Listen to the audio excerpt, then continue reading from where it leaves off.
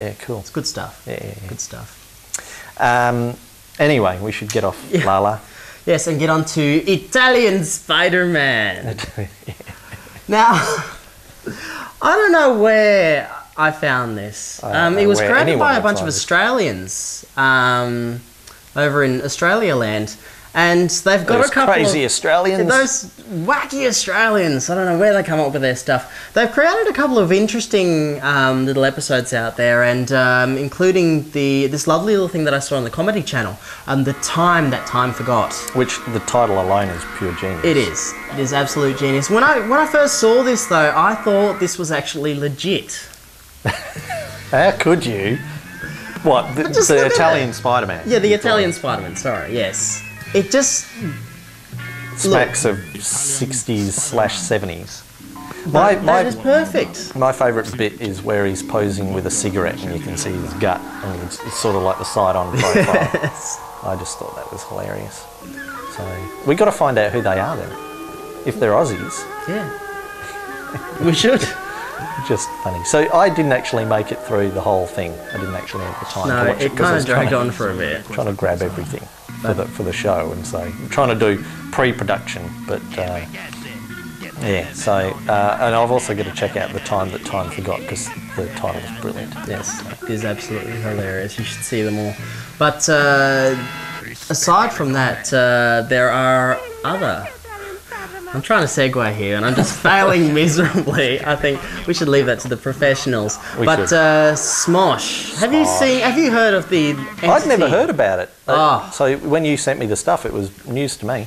Well, Smosh is one of those small little gems that have appeared on the internet, and they rocketed to #1 on YouTube several months ago, and they've been making these little skits online. I think they're up to episode number 31 at the moment, and they've just released their new episode a couple of days ago, and which we're seeing at the moment. Something to do with aeroplanes. Something to do with toy aeroplanes, yes. I'll have the little thing.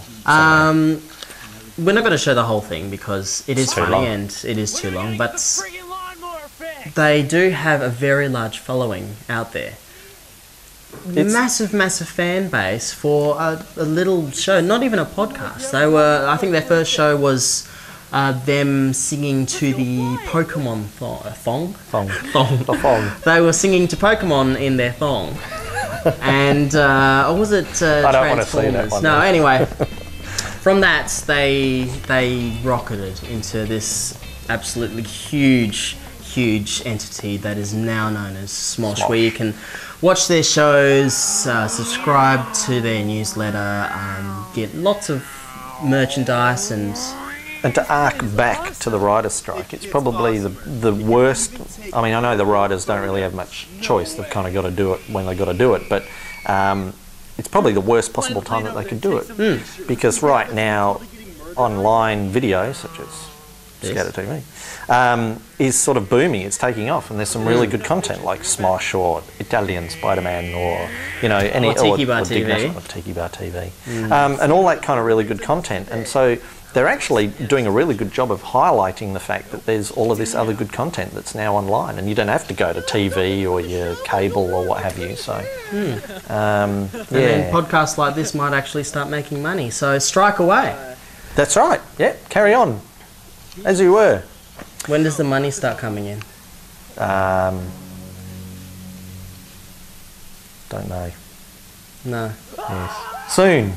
When somebody decides to sponsor us, please. Well, we're going to have to start selling stuff. Nah. You said an evening with Grum. An evening with Grum. Why would people want to pay for that? Well, they wouldn't, but... Okay. Fair enough. Talking about stuff like that.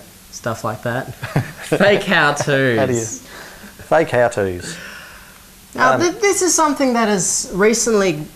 Well, there's a lot of them at the moment on the net. And some of them have actually caught me unaware. These little 10 second, probably 5 minutes clips that tell you how to do things with your life. Public service announcements, like how to charge an iPod using electrolytes and an onion. Who knew? Who knew? Apparently you can charge an iPod using electrolytes. if you want to try it. Yes. Should we try it? No. No, well, the reason why... this is the thing. I had a look, and this is the most viewed video this week on YouTube. Really? Aside from all the other highly viewed videos on YouTube. Do you think people are watching it knowing that it's fake? Well, when I first saw it, I didn't think it was fake until about halfway through, and I started realising, quite possibly it's fake. But I think, did I send you the link about opening a car door with a tennis ball? Yes. Yes, that got me. Did it? You tried it? I didn't try it. I'd like to see you But try it. for minutes I thought, yeah, that's going to work. At least minutes. Yeah. Yeah, well, that one kind of seemed obvious to me because I'd like to see somebody try and crush Place the a tennis ball, that can hold it well. like We've used enough shock to glass actually, here as it held nice and firm. project Go ahead and air, get which your is what they iPod were ready. essentially saying. Make it sure would you do. use the USB Other than the charger fact that and the, need you know, what are the tumblers or whatever they call them in lock systems, or especially in the new ones, just ain't going to work. But anyway, yeah. So the onion one and the electrolytes and There's plenty, like how to repair a CD in a microwave. We yeah, talked well, about that one last night. That was a good one, and I found that quite amusing. I wonder if But she it tried got it. pretty. Yeah, no, she didn't, because we're talking about Bronwyn here, if she's watching. Hi, Bron. Said that she couldn't actually operate a CD, a music CD, because it was too scratched. And somebody, was it Gary? Gary, yes, he mentioned stick it in the freezer for Stick it in the freezer. overnight. That's yes. right, overnight. I don't know, I've never tried that before, but I suggested putting it in the microwave to fix it. And she sent a direct message to me saying, I'm assuming that was a joke. And I sent back saying, good assumption. Yes, well, I posted a link to the video that I remember lying around out there, and the video looked quite legit. Until you get halfway through and they start putting eggs on it Eggs could be a catalyst for repairing. and chocolate sauce. It's to make Wasn't it the ice cream? Ice cream and, yeah, something like that. All this stuff. Yes. So a whole bunch of fake videos are available everywhere. Everywhere. So he's still looking concerned. There's only a few things that really make me nervous. Is when somebody says oops either behind a computer or behind you. Yes. They're the couple of times where I start to get nervous. And if Say could, I'm sure she'd be saying oops or something like that, and she's behind the computer at the moment. So. We're not recording right now, are we? If we were Probably recording, not. I could say something. But Unless I wanted to you're saying record. something right now. Anyway, talking of fake stuff, Jesus will survive. Well, he did, didn't he? Supposedly. Allegedly. Yes. Yes. I was watching a TED Talks by Lawrence Lessig, who's a lawyer in the States, who's a really big proponent of copyleft, or actually Creative Commons, effectively, because he was one of the founders of Creative Commons. And he was talking about user-generated content. I know a lot of people don't like the term user, which is fair enough, nor do I. And he was using an example of some of the content that was produced, and he showed this, and I just thought it was hilarious. Ah, yes. I've never loved Jesus so much. And who'd ever thunk it? Yes. He wears a diaper. He wears a diaper. And he sings songs by whatever her name was.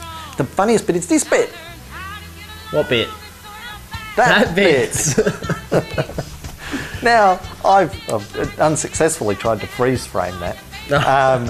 Because it's brilliantly done. It's almost as good. What was the one where... who's that guy that all the women love? Grum. Besides Grum, actor. Brad Pitt. Brad Pitt. And he's in that movie where he's meets death or something. Meet Joe Black. Meet Joe Black. And he gets hit by a truck. It's about as good as the special effects they use for that when he gets hit by the truck. Maybe which I Jesus also really did freeze get hit framed. by a truck. Yes, maybe it really was Jesus. Yes. Yes, because, you know, he was due for a second coming. May he rest in peace. Yes, well. We've just lost our Christian viewers, haven't we? Yeah, that's all right. Cameron O'Reilly will be happy.